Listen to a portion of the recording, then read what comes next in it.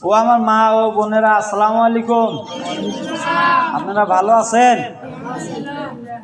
দুঃখের সহিত আপনারা জানেন আমি বিগত 10 বছর হয় নির্বাচন করি, কোনো নির্বাচনে জয়লাভ করতে পারি না।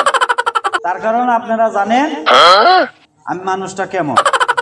আর একটা কথা বলি, এইবার যদি আমাকে নির্বাচনে জয়লাভ করতে পারেন, আপনাদের যে এই রাস্তাঘাট পাকা, নিজস্ব ভেকু গাড়ি 5টা পারি 10টা পারি নিজস্ব গাড়ি দিয়ে সব রাস্তা আগের মতো চিত্র পাকার করে দিব।